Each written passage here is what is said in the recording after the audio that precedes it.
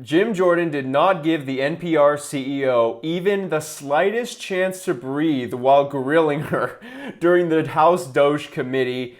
Wow, we're trying to get to the bottom of where our taxpayer dollars are going. Are we funding people who hate us? Are we funding people who spread propaganda? And that's what Jim Jordan was trying to get to the bottom of. And her answers are incredibly concerning. And the fact that she was not more prepared for this is even more concerning. So let's get into this right now. My name is Clayton Kearns from TrendingPolitics.com. Please make sure to like this video. It helps us out so much. And comment below, because she's about to say a few things that is going to have your head spinning, and I want to hear what you have to say. Let's get right into it. Now, take note of the pace that Jim Jordan goes here. He asks a question, she responds, and he's just like going. Like, he shows literal no mercy, as the title here says. Let's watch this. Thank you, Madam Chair. Ms. Maher, who is Uri Berliner? Mr. Berliner is a former senior editor, That's all? a former senior business editor for NPR. How long do you work at NPR? I believe he was there just over 25 years. 25 years? Award-winning journalist? Did he win any awards? Our time did not Peabody overlap. Award? That's pretty important, isn't it? That is, So absolutely. pretty distinguished journalist, right? Certainly. And he wrote a long story about what you do at NPR. Is NPR biased? Congressman, I have never seen any instance of Never? political bias determining editorial decisions, no. Well, Mr. Real quick, did you hear that? There was a very, very clear about 10 to 12 people laughing hysterically in the room when she says, with a straight face, we're not biased at NPR. Now, before we continue, if you're not familiar or if you don't remember, Uri Berliner was a top NPR journalist, and he wrote this viral piece last year talking about how NPR lost America's trust. And we'll get into some of the details of this article later. But Jim Jordan clearly set her up, and she fell right for the trap. He says, "Are you guys biased?" And she says, "No." And everyone laughed at her. Wow. Well, anyways, let's continue because this is absolute gold. Berliner, in his story last year, wrote, "I've in the D.C. area editorial positions at NPR." He said he found 87 registered Democrats, 0 Republicans. Is that accurate? We do not track the numbers or the voter registration, but I find that Was concerning. award-winning journalist who worked 25 years at NPR, Mr. Berliner, was he lying when he wrote that? I am not presuming such. I just we don't track that information about our journalists. 87 to 0, and you're not biased. I think that is concerning if those numbers are accurate. It's concern. I mean, it wasn't 44-43. It wasn't 60-27. It wasn't 70-17. It wasn't even 80-7. It was 87 Democrats, 0 Republicans, and you say NPR is not biased. How about the big stories over the last few years? According to Mr. Berliner, again, he wrote on the Trump-Russia story, he wrote, "At NPR, we hitched our wagon to Trump's most visible antagonist, Representative Adam Schiff." He said they interviewed him 25 times. Is that accurate? I was not there at the time, but those numbers sound accurate. Yes. Those sound accurate. But then he said when the Mueller report came out and Robert Mueller said he found no evidence of collusion, he said Russiagate faded from our programming. Is that accurate? Again, I was not there at the time. I couldn't say. What a cop-out. What an absolute cop-out. I don't care if you were not there at that time. It doesn't matter. As Jim Jordan goes on to say here in a couple minutes, he's like, you knew that you were going to be here today. You knew that we were going to ask these questions, and you still come and say, not to my knowledge, not to my knowledge, not to my knowledge. I don't know, I wasn't there. Give me a break. So what happened is the Russia story was pushed like crazy across all these propaganda networks, PBS and NPR.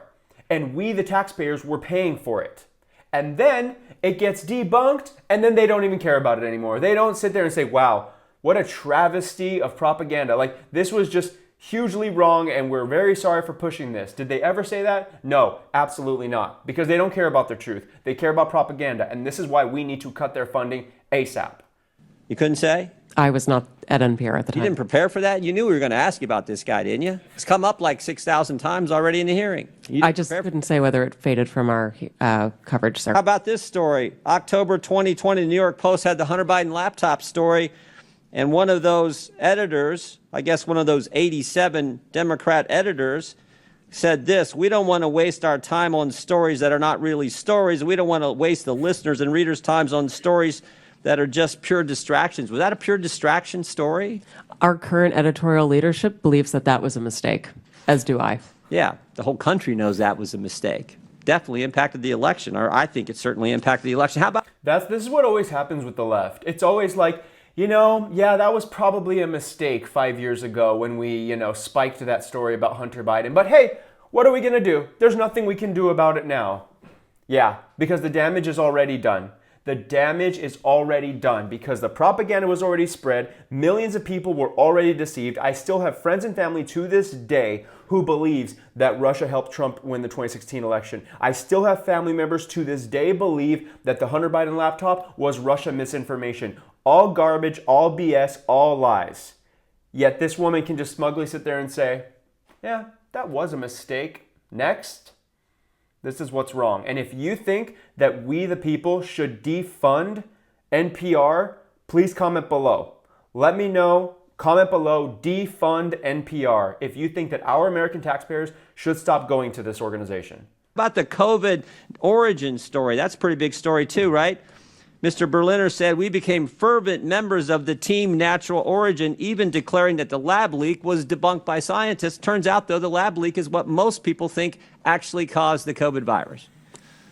Sorry, is there a question there? There is. You guys were 0 for 3 on the three of the biggest stories in the last 5 years. You guys were 0 for 3, and yet you maintain that NPR is not biased?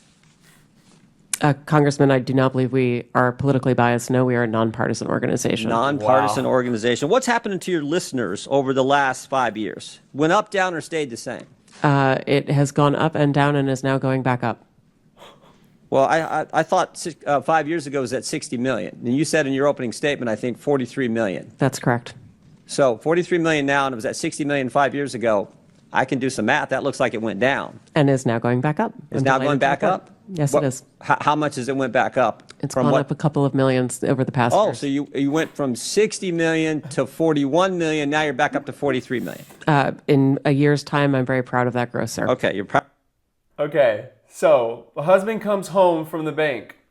Hey, honey, yeah, we used to have $100,000, and now we have $60,000. But don't worry, because last month we had 58,000. So we went from 58 to 60,000.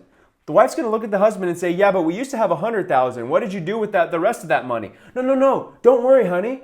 We had 58 and now we have 60. Isn't that cool?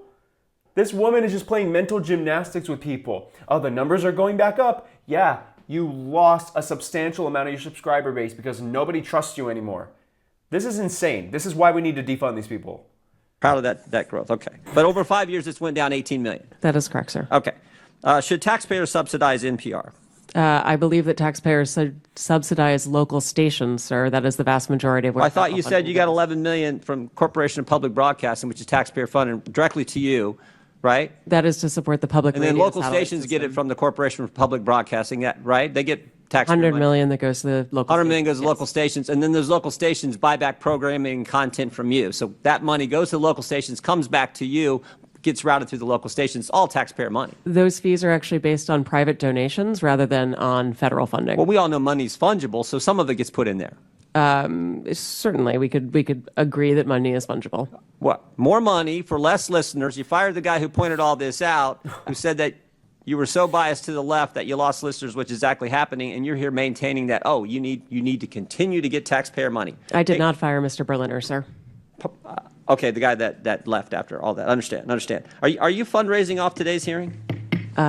Sir, I believe that there was a message that went out earlier today letting people know we were coming in. Yes. Yeah, and at the bottom of the message it said, donate now, right? I don't recall the exact language. I can show it to you. Right there it is, donate now. I mean, I'm not against fundraising. We all do it. I mean, I get it.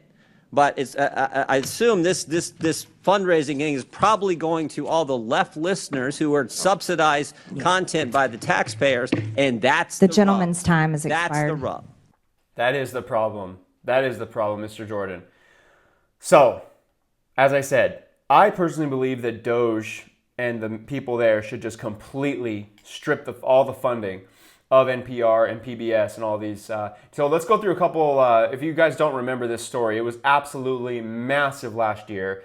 Uri Berliner says, I've been at NPR for 25 years. Here's how we lost America's trust. Now, I highly recommend that you go and read this whole article. We're not going to sit here and read the entire thing. But take a look at what he says. He's like, it's true that NPR always had a liberal bent, but during most of my tenure here, an open-minded, curious culture prevailed. We were nerdy, but not knee-jerk, activist, or scolding. In recent years, however, that has changed. Today, those who listen to NPR or read its coverage online find something different. The distilled worldview of a very small segment of the U.S. population. If you're conservative, you will read this and say, duh, it's always been this way. But it hasn't. And then he goes into NPR's history. But take a look at this here. He says, Trump's election in 2016 was greeted at NPR with a mixture of disbelief, anger, and despair. And he even said that he voted against Trump twice, but he felt that they were obliged to cover him fairly. However, when the rumors that the Trump campaign colluded with Russia over the election became catnip that drove reporting, at NPR, we hitched our wagon to Trump's most visible antagonist, Representative Adam Schiff. Now, let me ask you a question. If a news network sits there and interviews Adam Schiff over and over and over again and lets him lie on their airs over and over and over again, do you think that they're biased or not? Do you think that they would get Sean Hannity on the air 25, 30 times? Do you think that they would get Jim Jordan or Marjorie Taylor Greene on those airwaves? Absolutely not. Okay? And he says right here, during many of those conversations, Schiff alluded to purported evidence of collusion. The Schiff talking points became the main drumbeat of NPR news reporters. So let's back up here for a second. The American taxpayers are paying for NPR's funding. NPR interviews Adam Schiff, who spread lies and propaganda, and then that gets spread and all of the reporters just run with it. But when the Mueller report found no credible evidence of collusion, NPR's coverage was notably sparse. Russiagate quietly faded from our programming. It's one thing to swing and a miss on a major story. Unfortunately, it happens. You follow the wrong leads, you get misled, blah, blah, blah. What's worse is to pretend that it never happened. To move on with no mea culpas, no self-reflection, especially when you expect high standards of those transparency from public figures and institutions, but don't practice those yourselves. And then he talks about the New York Post with the Hunter Biden laptop. He talks about COVID. I highly, highly recommend. It's on thefp.com. Type in Uri Berliner. This whole story is fascinating if you haven't already read it. And even if you have already read it like I have, go back and read it because it is just absolutely incredible. It was published in April of last year. Please go read it. So anyways, what do you think about this? And the big question of the day that I have for you is, should we defund NPR? Should NPR lose all of its taxpayer funding? I say a resounding yes. Let me know your thoughts in the comment below. Make sure to like this video before you go, and I'll talk to you soon.